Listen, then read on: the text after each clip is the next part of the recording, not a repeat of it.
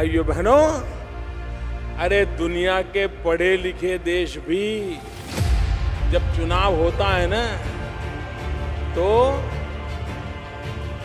Ballot paper पर नाम पढ़ करके फिर थप्पा मारते हैं। आज भी अमेरिका में भी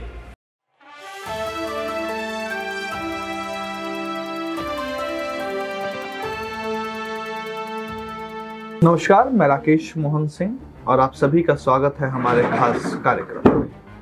दोस्तों, इस देश के राजनेताओं के सोचने और याद रखने की क्षमता कमजोर हो चली है। ये हम लगभग पिछले कुछ दशकों से देखते चले आ रहे हैं और ये स्थिति किसी एक दल के राजनेता के साथ नहीं है, ये स्थिति सभी दलों के राजनेताओं के साथ है। लेकिन आज हम बात कर रहे हैं सत्ता में मौजूदा दल बीजेपी और उनके नेताओं की, या यूं कह लीजिए कि आज की हम अपनी रिपोर्ट में बात करेंगे बीजेपी के सबसे बड़े नेता की। मित्रों, जब कोई दल विपक्ष में होता है तो उसे सारी परेशानियां 200 किलोमीटर दूर से ही दिख जाती है, लेकिन जैसे ही वह दल सत्ता में आता है तो जो रिफॉर्म्स, जिन बदलाव की बात वह विपक्ष में रहते हुए करता था, वह सभी बदलाव, रिफॉर्म्स सत्ता में आने के बाद उस दल के लिए सबसे कम प्रायोरिटी वाली चीजें हो जाती हैं। ऐसा ही हाल मौजूदा सत्ता दल बीजेपी का भी है, उनके नेताओं का भी है, उनके संकल्पों का भी है। हमारे राजनेताओं के कमजोर ज्ञान कह लीजिए या याद रखने की शक्ति की वजह से वह पूरे 5 साल में वह वादे भी पूरे नहीं करते जिनकी घोषणा वह अपने संकल्प पत्रों में करते हैं। लेकिन हर 5 साल बाद वह नए संकल्पों के साथ अपने आप को तमाम विपक्षी दलों के बीच में सबसे बेहतर विकल्प के रूप में पेश करते हैं। लेकिन जैसे ही सत्ता मिलती है मित्रों, तो वह भूल जाते हैं कि उन्होंने क्या वादे किए थे, क्या दावे किए थे, किन रिफॉर्म्स की बात की थी। जब हमारे वर्तमान प्रधानमंत्री देश के पीएम नहीं थे तो वह कई भाषणों में इस बात का जिक्र करते थे कि कई विकसित देशों में जो वोटिंग है वो बैलेट पेपर से होती है। अमेरिका में वोटिंग बैलेट पेपर से होती है। जापान, जिसने ईवीएम मशीन की खोज की, इस दुनिया के राजनीतिक केंद्र में ईवीएम मशीन को स्थापित किया, वहां भी वोटिंग बैलेट पेपर से होती है। लेकिन यह सब कहानी थी सत्ता में आने से पहले की। आप भी सुनिए वो वीडियो जिसमें कथित तौर पर पीएम मोदी, वर्तमान में जो पीएम है, उस समय विपक्ष में थे, वह कहते नजर आ रहे हैं कि वोटिंग विकसित देशों, पढ़े लिखे देशों में बैलेट पेपर से होती है। सुनिए आप लोग ये वीडियो। तो दर्शकों, सुना आप लोगों ने वीडियो। दोस्तों, आपके लिए video social media user Paul Kaushi ने उपलब्ध कराया है।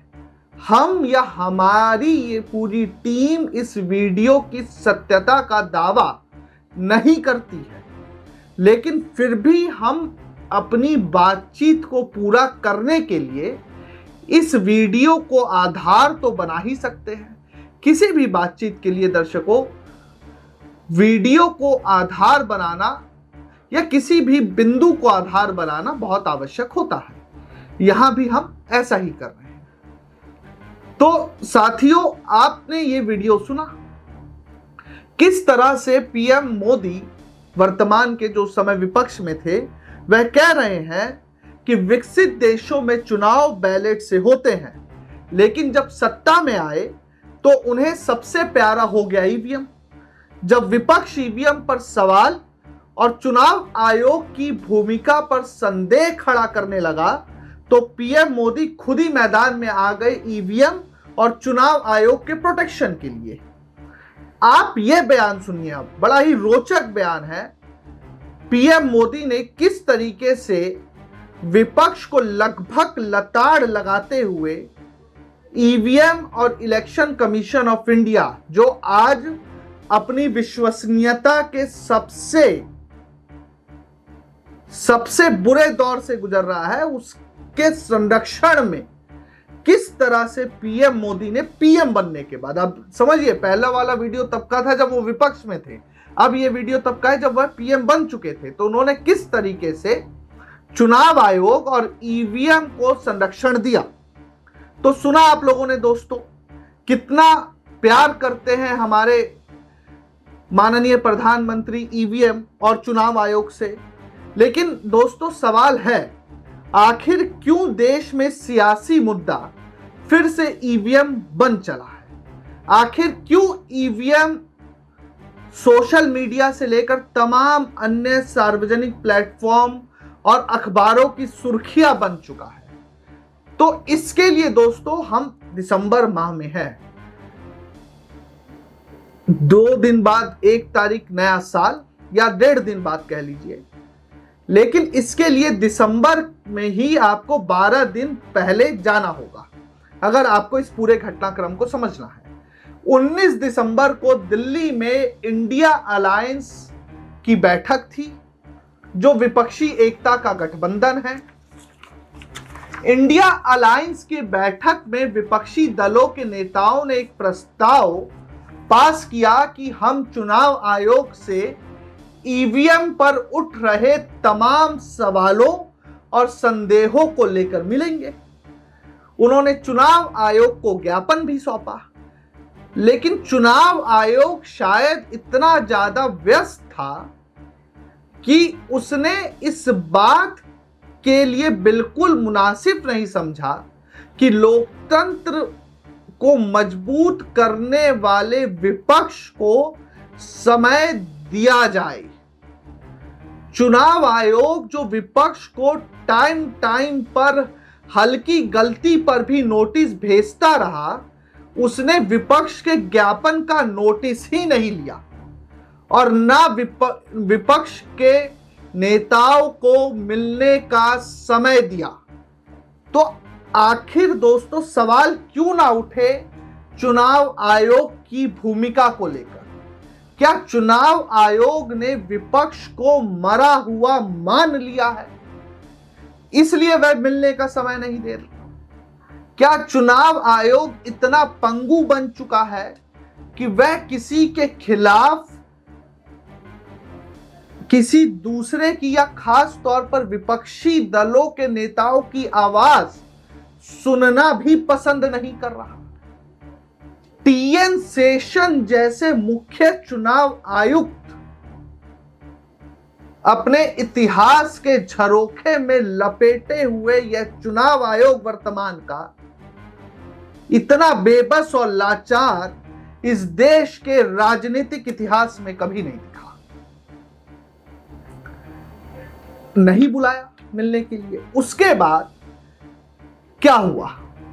इंडिया गठबंधन की पार्टियां दोहराती रही हैं कि ईवीएम की कार्य प्रणाली की पवित्रता पर कई तरह के संदेह हैं। इन्हें कई विशेषज्ञों और प्रोफेशनल्स ने भी उठाया है, लेकिन फिर भी मिलने का समय नहीं मिलता है। सत्ता पक्ष के नेता एन केन प्रकरण किसी ना किसी कारण, जैसे ही विपक्षी नेताओं की शिकायत करनी होती है तुरंत चुनाव आयोग पहुंच जाते हैं, लेकिन विपक्षी दल के नेता समय मांगते हैं, समय नहीं मिलता है। क्योंकि इतिहास में पहली बार लोकतंत्र की सबसे बड़ी पंचायत कहे जाने वाली संसद से भी लगभग 150 सांसदों को जिस तरीके से बाहर निकाल दिया गया, तो चुनाव आयोग भी ये मानकर बैठ गया कि अब इस देश के लोकतंत्र में, लोकतंत्र की जननी कहे जाने वाले भारत में विपक्ष का कोई रोल नहीं रह गया। तभी तो चुनाव आयोग ने मिलने के लिए नहीं बुलाया। लेकिन दर्शकों, आपके ज्ञानवर्धन के लिए, आपके ज्ञान के लिए मैं बता दूं, जैसा मैंने पहले ही इस रिपोर्ट में कहा कि जब सत्ता में जो दल है वो विपक्ष में होता है तो उसे तमाम तरह की देश में उठने वाली परेशानियों से सरोकार होता है। वह सरकार के खिलाफ इसके लिए पूरी मुहिम चलाता है, लेकिन जैसे ही वह सत्ता में आता है उसकी दूरदर्शिता इतनी धुंधली हो जाती है कि उसे 5 सेंटीमीटर दूर रखी गई गड़बड़ियां या रिफॉर्म्स भी नहीं दिखते हैं। ईवीएम पर सवाल सिर्फ मौजूदा या आज के विपक्षी दल नहीं उठा रहे हैं। जब यही वर्तमान सत्ता दल विपक्ष में थी तो ये भी ईवीएम पर सवालिया निशान खड़े करते रहे। दोस्तों, इस देश में ईवीएम सबसे पहले चुनावों में 1999 में प्रयोग की गई। उस दौर में भी भाजपा की सरकार और सबसे पहले ईवीएम को चैलेंज भी मौजूदा केंद्रीय मंत्री के ससुर ने किया था। वह केंद्रीय मंत्री वर्तमान में है मीनाक्षी लेखी, नई दिल्ली से सांसद हैं। उनके ससुर हैं प्राणनाथ लेखी, इस देश के वरिष्ठ वकील, सुप्रीम कोर्ट, हाई कोर्ट में वकालत का लंबा अनुभव।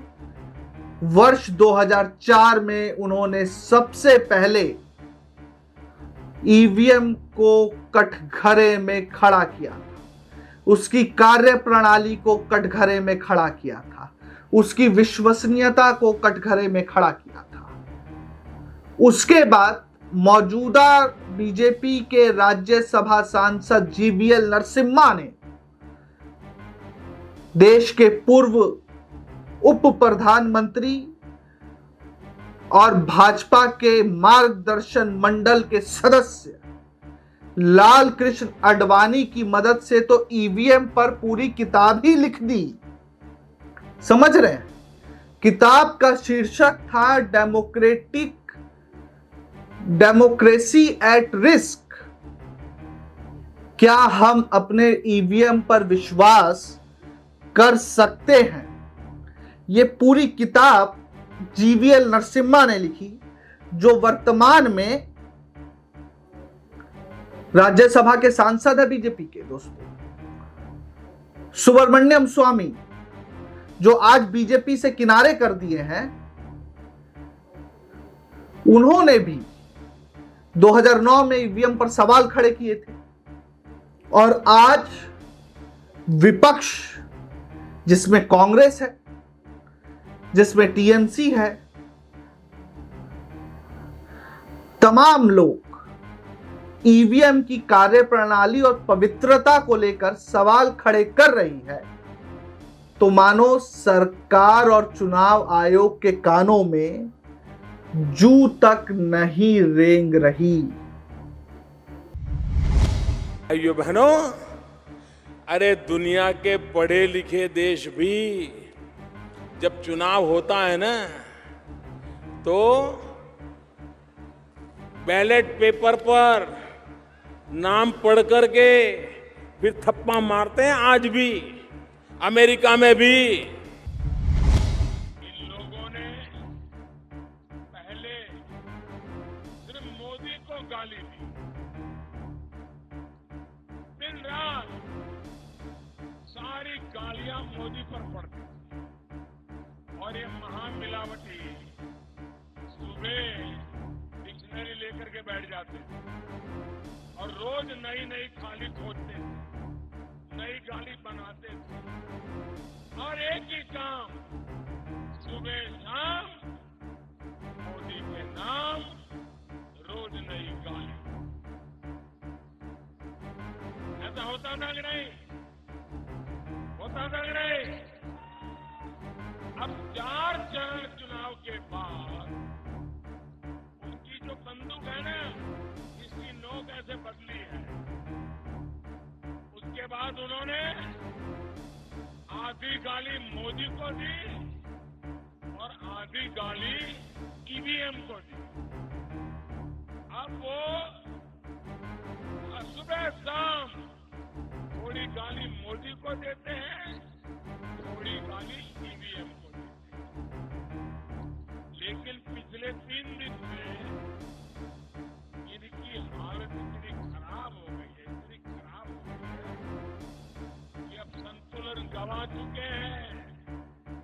तो पहले मोदी को गाली दी, फिर आधा हिस्सा ईवीएम की तरफ गया और अब चुनाव आयोग को गाली देना शुरू कर दिया है।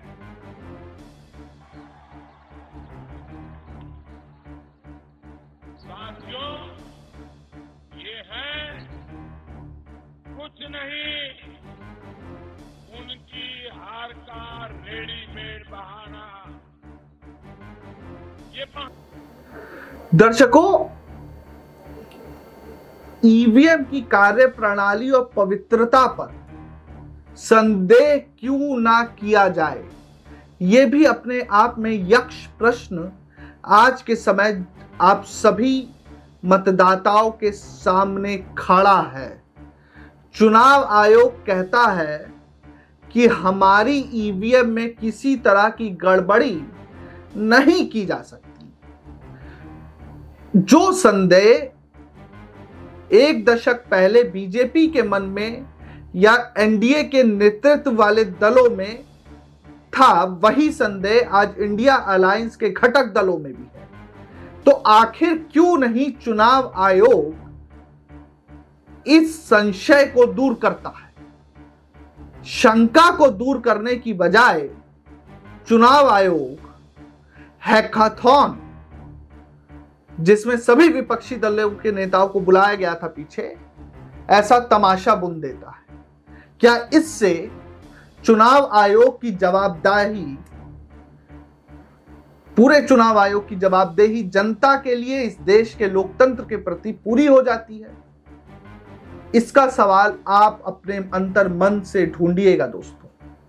आपको मैं वह 3 कारण बता देता हूं जिसके बाद आपको भी लग सकता है कि आखिर क्यों नहीं ईवीएम हैक हो सकती है। सबसे पहला कारण दोस्तों, ईवीएम के भीतर एक प्रोग्रामिंग सेट की जाती है, कोडिंग होती है। वह कोडिंग भारत की ही एक संस्था, मुख्य तौर पर भारत इलेक्ट्रॉनिक्स लिमिटेड के सहयोग से होती है। तो आप दर्शकों अपने आप से सवाल पूछिए कि इस विश्व में क्या सॉफ्टवेयर को हैक करना मुश्किल रह गया है? चाहे वह कितना ही कठिन कोडिंग का प्रोग्राम उस सॉफ्टवेयर में क्यों ना ही सेट किया गया हो।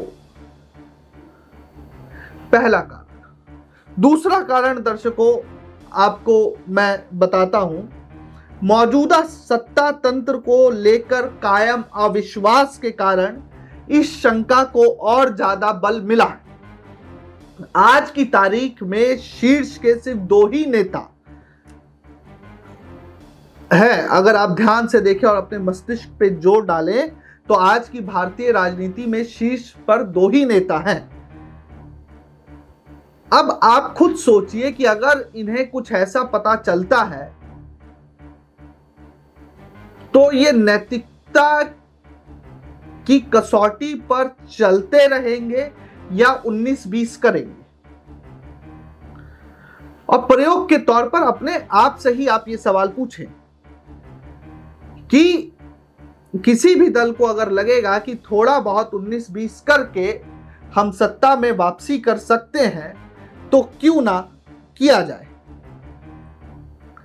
क्या शीर्ष के ये दोनों नेता सत्ता में वापसी के लिए उन सभी पहलुओं को अपनाने में गुरेज करेंगे